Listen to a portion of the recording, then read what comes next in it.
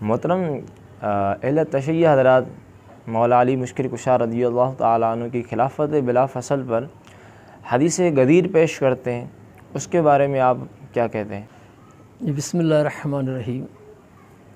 جی، حدیث غدیر کا اہل سنت و جماعت کے علماء کرام نے کافی تسلی بخش جواب دیا ہے، لیکن میں یہاں مختصر طور پر کچھ گزارشات کرنا چاہوں گا۔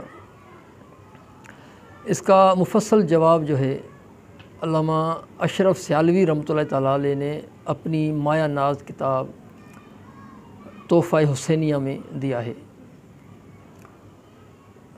میں بھی چاہوں گا کہ وہاں سے کچھ جوابات آپ کو مختصراً عرض کر دوں۔ پہلی بات کہ اہل تشیع حضرات کے ہاں امامت جو ہے وہ اصول دین میں سے ہے اور قطعی عقیدہ ہے ان کا، اور اس بنیاد پر اہل تشیع حضرات تمام صحابہ کرام بلکہ تمام امت کو دائرہ اسلام سے خارج گردانتے ہیں۔ لہٰذا ایسے عقیدے کے لیے دلیل بھی اس قسم کی درکار ہوتی ہے جو قطعی ثبوت اور قطعی دلالت ہو۔ حدیث غدیر اس کا مطلب ہے کہ ان کے پاس، اہل تشیع حضرات کے پاس امامت کے اس بات میں کوئی قطعی آیت نہیں ہے، اس لیے وہ حدیث کا سہارا لیتے ہیں، اور حدیث صرف اور صرف وہی قطعی ثبوت ہوتی ہے جو متواتر ہو۔ اس کے علاوہ خبر احاد جو ہیں وہ ظنی ثبوت ہوتی ہیں اور علم یقینی کا وہ فائدہ نہیں دیتی۔ اہل تشیع حضرات کے پاس یہ من کنت مولاہ فعلی مولاہ والی جو حدیث ہے، یہ نہ قطعی ثبوت ہے نہ قطعی دلالت ہے۔ وہ اس لیے کہ قطعی ثبوت جو ہے صرف اور صرف قرآن اور متواتر حدیث ہے۔ قطعی دلالت اس کو کہتے ہیں جو اپنے مدلول پر قطعی طور پر دلالت کرے، یعنی اس سے دوسری معنی مراد لینا محال ہو یا ناممکن ہو۔ جس طرح اللہ تبارک تعالیٰ نے فرمایا قل هو اللہ احد، اس سے دوسری معنی لینا محال ہے، صرف اور صرف ایک ہی معنی مراد ہو سکتی ہے۔ اور اللہ تبارک تعالیٰ نے فرمایا کہ محمد الرسول اللہ، سورہ فتح میں فرمایا، اس سے صرف اور صرف ایک ہی معنی مراد لی جا سکتی ہے، یہ قطعی دلالت ہوتی ہے۔ لیکن ہم دیکھتے ہیں کہ حدیث میں جو لفظ مولا استعمال ہوا ہے وہ کثیر المعانی ہے، اور اس بات کا اقرار خود اہل تشیع حضرات کرتے ہیں کہ یہ لفظ جو ہے کثیر المعانی ہے، اور جو لفظ کثیر المعانی ہو اس لفظ کو کسی ایک متعین معنی پر فٹ کرنا، اس کے لیے بھی قطعی قرینہ کی ضرورت ہوتی ہے۔ یعنی اگر قطعی قرینہ ان کے پاس ہے تو اس قرینے سے جس لفظ پر، جس معنی پر وہ مولا کو فٹ کرنا چاہتے ہیں وہ اس کے بعد ہی ہوگا۔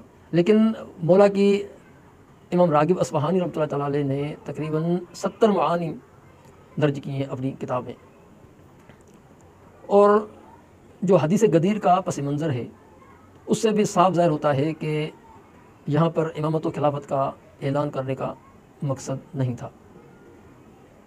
اور علامہ اشرف سیالوی رحمۃ اللہ تعالیٰ علیہ نے اپنی مایہ ناز تصنیف تحفہ حسینیہ میں ایک بہت ہی لطیف جو ہے نقطہ بیان فرماتے ہیں کہ اگر ہم برسبیل تنزل اہل تشیع حضرات کی یہ بات مان لیں کہ یہ قطعی دلالت ہے اور قطعی ثبوت بھی ہے، اگر کچھ لمحے کے لیے ہم ان کی بات مان لیں، یہ حدیث غدیر، تو جو مولا کی معانی کتابوں میں درج ہوئی ہیں، یعنی جیسا کہ میں نے عرض کیا کہ 70 معانی کے قریب امام راغب رحمۃ اللہ تعالیٰ علیہ نے درج کی ہیں، تو ان 70 معانی میں سے مولا کی ایک معنی کا تعین کرنا ہوگا۔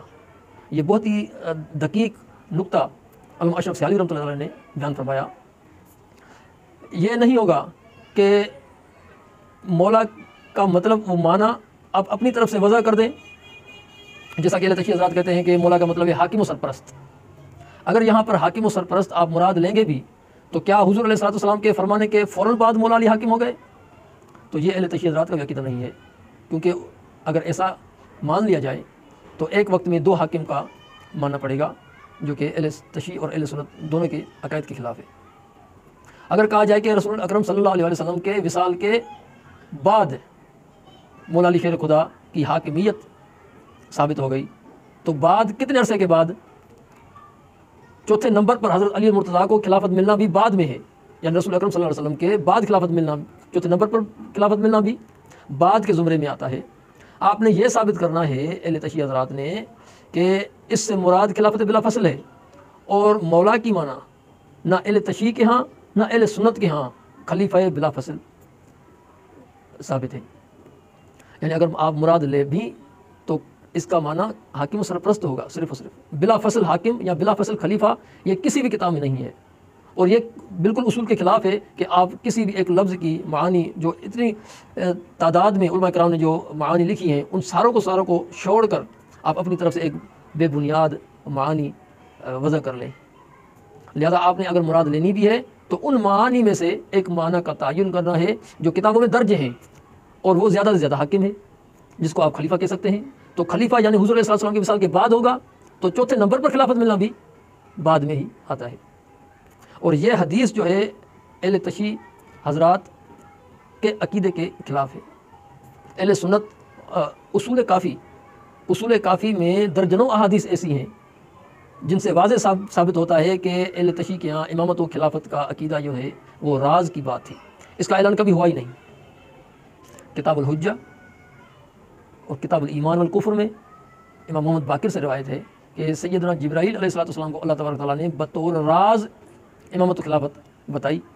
ولایت اللہ اثر رہا الی جبرائیل و اثر جبرائیل الی محمد صلی اللہ علیہ وسلم. اور حضرت جبرائیل علیہ السلام نے بطور راز کے طور پر حضور علیہ السلام کو بتایا، اور حضور علیہ السلام نے بطور راز مولا علی کو بتایا.